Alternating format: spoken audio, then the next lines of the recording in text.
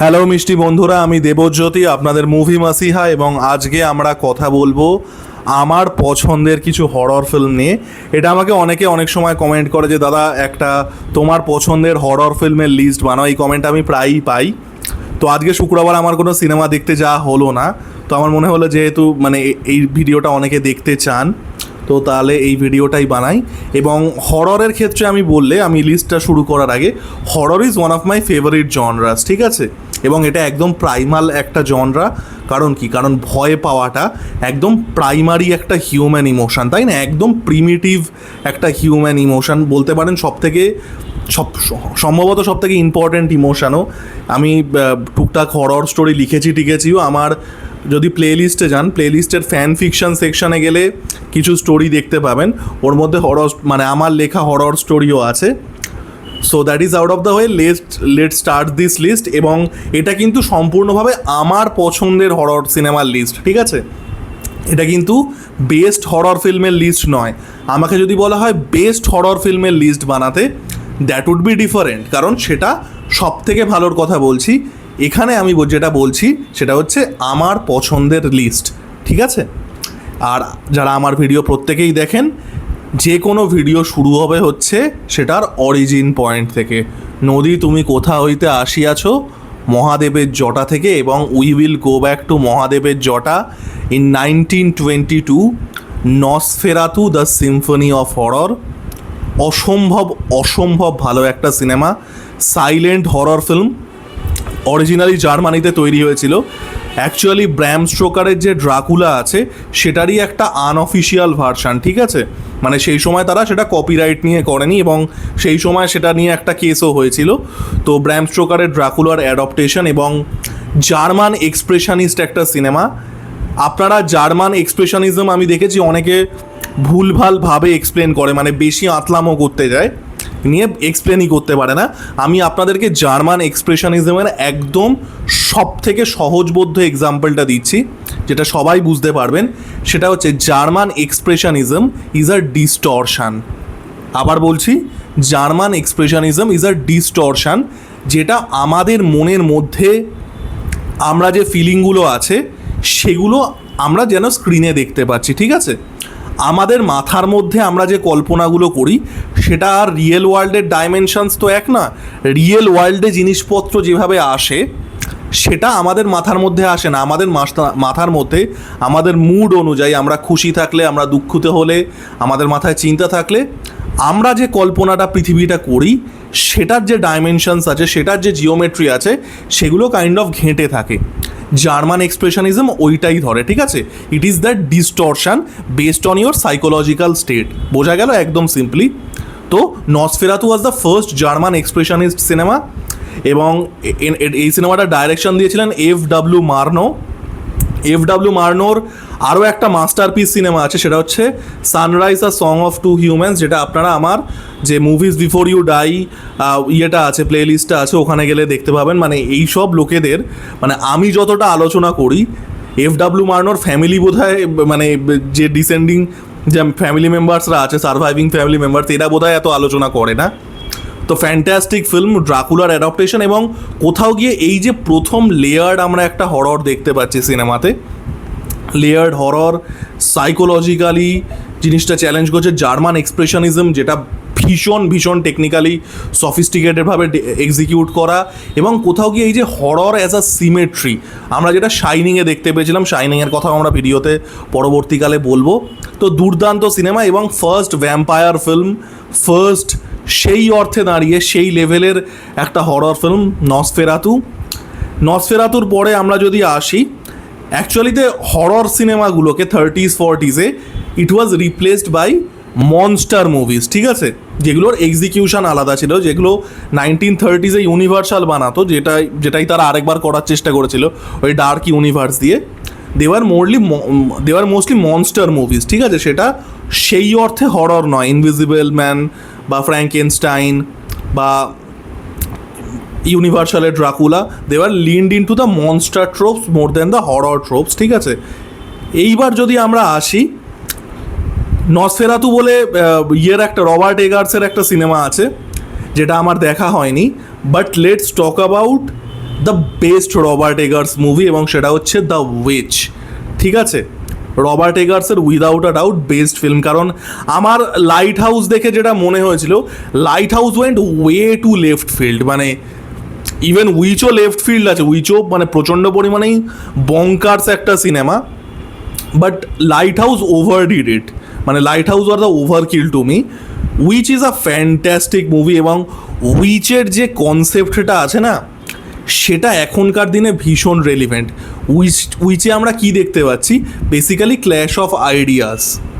একটা পিউরিটান ফ্যামিলিকে একটা প্রোটেস্ট্যান্ট সমাজ বিতাড়িত করে দিচ্ছে। পিউরিটান কারা? যারা ভীষণভাবে স্ট্রিক্টলি খ্রিশ্চিয়ানিটিকে ফলো করতো, এবং তারা কোনো রকম প্লেজার, মানে যেটা থেকে তারা সুখ বা ভোগের কোনো ব্যাপার থাকতো, তারা তাদের থেকে দূরে থাকতো। প্রোটেস্ট্যান্ট সেই জিনিসটাকে চেঞ্জ করছে, এবং এইখান থেকে এই যে দুটো ক্ল্যাশ অফ আইডিয়াস, সেখান থেকে এই সিনেমাটা আসছে দুর্দান্ত, যেটা আমাদের সোসাইটি এখন সিভিয়ারলি ল্যাক করা শুরু করেছে।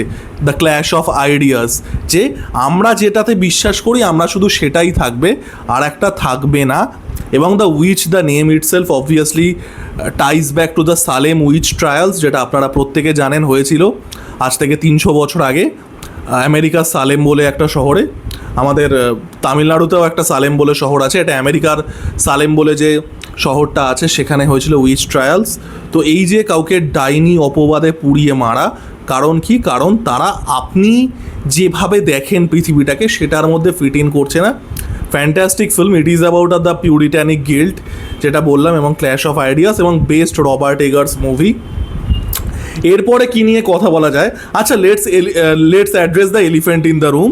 এক্সরসিস্ট কিন্তু আমার লিস্টে থাকবে না, ঠিক আছে? আমি এক্সরসিস্ট সিনেমাটার বিশাল কিছু ভক্ত নই। মানে ওই সময় ওই টাইপের যেগুলো হয়েছিল, যেগুলো ক্লাসিক হরর, যেরকম অ্যামিটিভিল হরর, দ্য এক্সরসিস্ট, আমার ওই সিনেমাগুলো অতটা ভালো লাগে না। Exorcist is a really good movie, সে বিষয়ে কোনো সন্দেহ নেই। এবার আমার ক্ষেত্রে যেটা হয়েছিল সেটা হচ্ছে, আমি এক্সরসিস্ট দেখেছিলাম অনেক পরে, ঠিক আছে? আমার এক্সরসিস্ট দেখা অনেক পরে, তখন আমি অনেক রকমের হরর, মডার্ন ডে হরর দেখে নিয়েছি, যেগুলো আমার মনে হয়েছিল স্টোরি ইটসেলফ অনেক বেশি লেয়ার্ড। এবং আমি বলবো দ্য এক্সরসিজম অফ এমিলি রোজ, যেটা ওই এক্স্যাক্টলি ওই কেসটা নিয়েই ডিল করে, is a much better movie. তো যাই হোক, সেটা অন্য বিষয়। এবার যদি আমি আসি, রোমান পোলান্সকির দুটো সিনেমা আছে, ঠিক আছে? কোনটাকে পিক করব? একটা আছে যেটা খুব পপুলার, এবং সেটা কাইন্ড অফ সিনেফাইলদের পিক, ঠিক আছে? সেটা হচ্ছে রোজমেরিজ বেবি, যেটাও খুবই ভালো একটা হরর ফিল্ম, খুবই লেয়ার্ড একটা হরর, যে ডেমন চাইল্ড জন্ম দেবে এবং আমরা চাইল্ডটাকে দেখতেও পাবো না, এবং the women's body is used as a vessel. But let's go with something else. যেহেতু রোজমেরিজ বেবি একটা পপুলার পিক, এবং শুধু পপুলার পিকের এগেনস্টে যাবো বলে বলছি না, I genuinely like the other film more.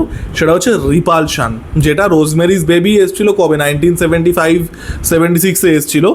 Repulsion এসেছিল 1965, তো 10-11 বছর আগে এসেছিল রোজমেরিজ baby.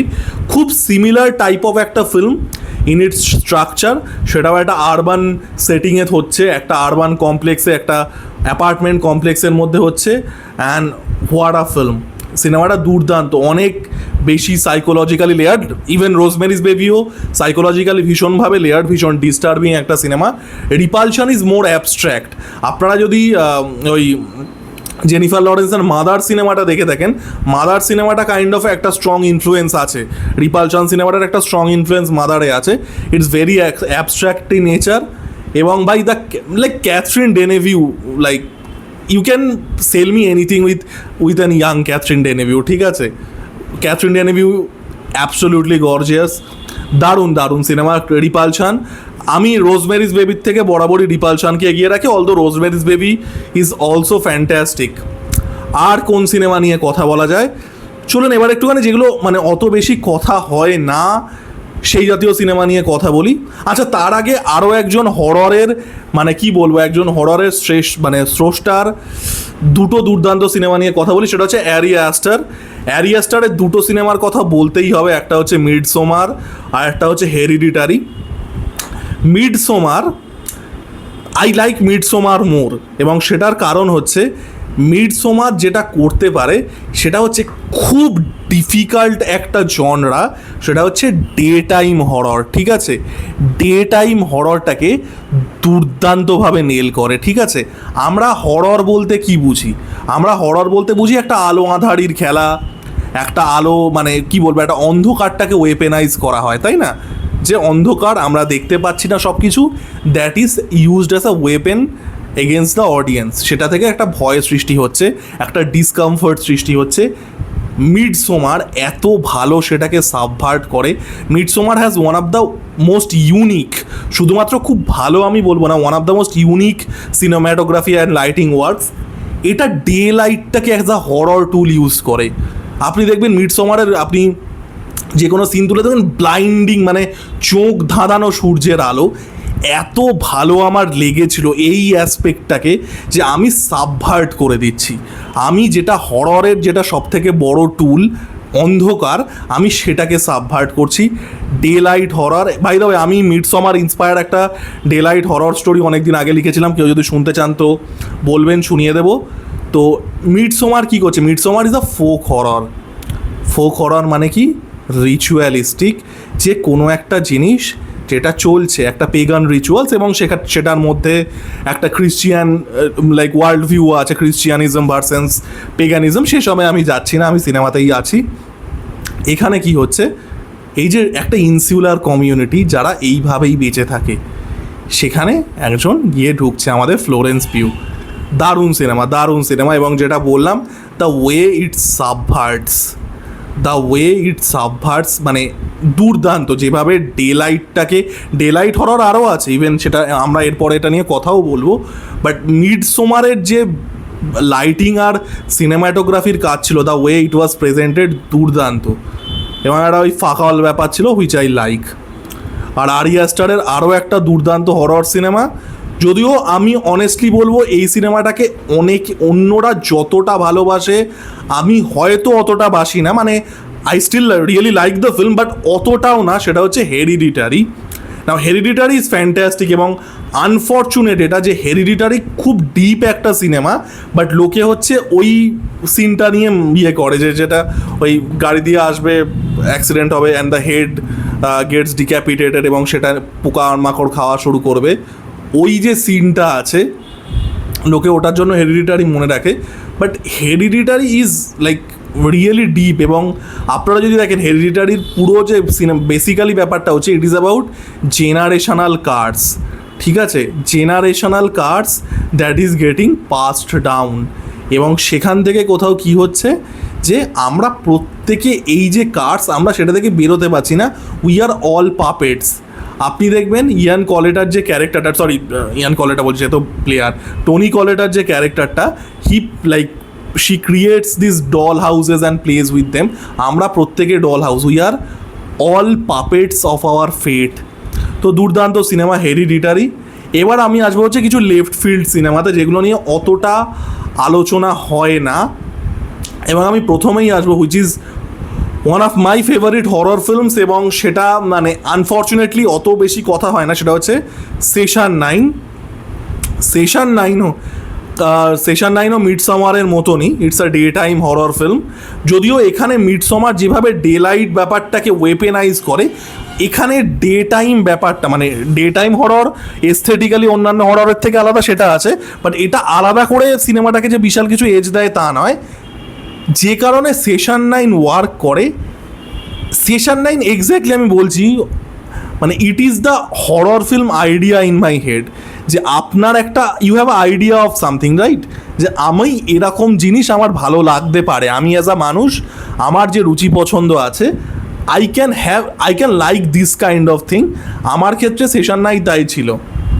It was slow burning, it deals with trauma, under লেয়ারে একটা মেসেজ আছে, ক্যারেক্টারগুলো প্রত্যেকটা গ্রে, কোনো মানে প্রচণ্ড স্লো পেসড একটা ন্যারেটিভ, স্লোলি যাচ্ছে, কোনো জাম্প স্কেয়ার নেই, কোনো ওই মানে ইন্টেন্স সাউন্ড দিয়ে বা ইন্টেন্স কিছু মানে গ্রোটেস্ক কিছু মেকআপ করে কিছু একটা জাম্প স্কেয়ার তৈরি করলো, মানে যেটা আমি বারবার করেই বলেছি, jump square is about like আপনি আপনার যে রিফ্লেক্সেসগুলো আছে, যে আপনি চোখের সামনে তুড়ি মারলে আপনার চোখ অটোমেটিক্যালি বন্ধ হয়ে যাবে। বেসিক্যালি ওই রিফ্লেক্সটাকে ম্যানিপুলেট করা, ঠিক আছে? ওটার মধ্যে খুব যে কিছু কৃতিত্ব আছে তা নয়। তো session 9 is my perfect idea of a movie, structurally আমি বলছি, এবং খুবই ভালো সিনেমা। এটা স্লো সিনেমা, মানে স্লোলি যায় জিনিসটা, দারুণ দারুণ। এবং লাস্টে গিয়ে যখন ওই জিনিসটা যখন 9th স্টেপটা প্লে করা শুরু করবে এবং ওই কথাটা বলবে, the weak and I live in the weak and the wounded dog, এবং যে কোথাও গিয়ে আমাদের সব থেকে বড় like the biggest ghost is our mind, আমাদের যেটা সব থেকে বড় মানে সব থেকে বড় demon, that is our mind. তো খুবই ভালো একটা সিনেমা। আরও একটা cinema which I had a blast watching, সেটা হচ্ছে দ্য কি বলে, the Autopsy of Jane Doe. I love the movie. প্রথমত হচ্ছে সিনেমার ওই যে গানটাকে যেভাবে ইউজ করা হয়েছিল, যে গানটার নাম আমার এক্ষুনি মনে হচ্ছে, let the sunrise in or something, দারুণ ছিল, দারুণ। মানে একটা বডি পাবে, দুজন বাবা ছেলে মর্টিশিয়ানের কাজ করে, দুর্দান্ত ছিল। I also like the movie the lake mango basically found footage horror, যেটা আমার পার্সোনালি ওই জনরাটা অতটা ভালো লাগে না, কারণ মানে আমার ফাউন্ড ফুটেজ জিনিসটা অতটা ভালো লাগে না। যদিও ফাউন্ড ফুটেজ ভালো ভালো সিনেমাও আছে। একটা সিনেমা আছে কোয়েশ্চেন মার্ক বলে, ইন্ডিয়ান সিনেমা, যেটা আমি অনেক আগে রিভিউ করেছিলাম, আপনারা দেখতে পারেন, অ্যাকচুয়ালি ইন্টারেস্টিং। আমাকে বলতে পারেন ফাউন্ড ফুটেজ জনরার আমার ফেভারিট সিনেমা হচ্ছে লেক মাঙ্গো, ঠিক আছে? বাই দ্য লেক মাঙ্গোর যে মানে অ্যালিসের রোলটা যে প্লে করেছিল তালিয়া জাকার, তার সাথে আমার কথা হয়, লাইক দেখা যাক, আমার আবার তো জিজ্ঞাসা করতে লজ্জা লাগে ইন্টারভিউর জন্য কোনো দিন হয় কি না। তো লেক মাঙ্গো সিনেমাটা দুর্দান্ত, এবং আবারও মানে horror is a tool for something. এখানে কি ফিয়ার অফ বিং ফরগটেন, একজন মেয়ে তার ফ্যামিলি কোথাও গিয়ে তাকে ভুলে যাচ্ছে, এই যে আমাদের প্রিয় লোক আমাদেরকে ভুলে যাবে, এটার থেকে বড় হরর কি আর কিছু আছে? হয়তো নেই। তো খুব সুন্দরভাবে ডিল করে। এবং লেক মাঙ্গো ঠিক সেই অর্থে আপনাদেরকে ভয় পাওয়াবে না, it's more like a slow burn meditative type cinema, এবং এই জন্যে হয়তো এই সিনেমাগুলো অতটা বেশি লোকে অ্যাপ্রিসিয়েট করে না। তো খুব সুন্দর সিনেমা এই সিনেমাগুলো, the Autopsy of Jane Doe, Lake Mungo বা সেশন 9, মানে এত আন্ডার রেটেড সিনেমা। একটু আধটু কথা হয় সিনেফাইল সাইকেলে, but still not the wide like অডিয়েন্সের কাছে পৌঁছায় না। আর আরও একটা সিনেমার কথা আমি বলবো, দ্য ব্যাবাডুক সিনেমাটার কথা আমি খানিকক্ষণ বলেওছিলাম। মা সিনেমাটা যখন এসেছিল, বেসিক্যালি হচ্ছে মা সিনেমাটাতে কী ছিল, যে একজন মা যে কোনো এক্সটেন্ট অবধি যাবে সুপার ন্যাচারাল এন্টিটিদের থেকে তাকে প্রোটেক্ট করার জন্য। আমি এটা নিয়ে দেখবেন একটা শর্টসও আছে আমার, আমি যখন মা এসেছিল তখন বানিয়েছিলাম। তো ওটাই হচ্ছে দ্য ব্যাবাডুকের কনসেপ্ট। ওই জনরাটার বেস্ট ফিল্ম হচ্ছে ব্যাবাডুক, ঠিক আছে? এবার দ্য ব্যাবাডুকে কী হচ্ছে, ব্যাবাডুকে তারা এই জিনিসটাকেই মানে একজন মা তার মানে ডার্ক এন্টিটিদের থেকে তার সন্তানকে প্রোটেক্ট করার চেষ্টা করছে, এবং এই টেমপ্লেটটাকেই কিন্তু পরবর্তীকালে সাবভার্ট করে বার্ড বক্স হয়েছিল, ঠিক আছে? এখানে কি ছিল, সুপার ন্যাচারাল এন্টিটি ছিল, এখানে অনেকটা সাইফাই টুইস্ট দেওয়া হয়েছিল, but it was essentially the same thing. তো খুবই ভালো সিনেমাটা, ব্যাবাডুক সিনেমাটা, এগেন স্লো বার্নিং হরর, দারুণ সিনেমা। এবং লাস্টে আমি আরেকটা সিনেমার কথাই বলবো, সেটা হচ্ছে দ্য শাইনিং সিনেমাটা। আমি এখানে ডিটেলসে কিছু বলছি না, কারণ আমার একটা ডিটেলসে রিভিউ করা আছে, বাট হোয়াট আ ফিল্ম। মানে স্ট্যানলি কিউব্রিক একটাই হরর বানিয়েছিলেন, এবং that is a fucking masterpiece. মানে যেভাবে এই যে নেটিভ আমেরিকান জেনোসাইড এবং সেটাকে যে কাভার আপ করা হয় আমেরিকান হিস্ট্রিতে, সেটাকে এত সুন্দর করে দেখিয়েছিল, দুর্দান্ত। এবং মানে ওই যেসব কনস্পিরেসি থিওরিগুলোও আছে, যে moon landing fake and all that, এগুলো দেখিয়েছিল, that is total bullshit. Obviously আমি রিভিউর সময় ওগুলো বলেওছিলাম, বাট এই যে থিমেটিক্যালি যে আমি একটা চেপে রাখা ইতিহাস, কোথাও গিয়ে এই যে নেটিভ আমেরিকান মানুষদেরকে এইভাবে জেনোসাইড করা হয়েছিল, I will speak on behalf of them. তো দারুণ দুর্দান্ত সিনেমা। তো এইগুলো আমার কিছু প্রিয় হরর ছিল, আমি টপ 5 টপ 10 এইসব ভেবে বসেছিলাম, তারপরে আমি মনে করলাম যে এইভাবে স্ট্রিম অফ কনসিয়াসনেসের মতো করে বললেই আই গেস বেটার, তাহলে আমার যে ফিলিংটা সেটা বেরিয়ে আসবে। আপনাদের পছন্দের হরর ফিল্ম কী কী আছে জানাবেন, লাইক কমেন্ট এবং সাবস্ক্রাইব করে আমার পাশে থাকুন। ধন্যবাদ।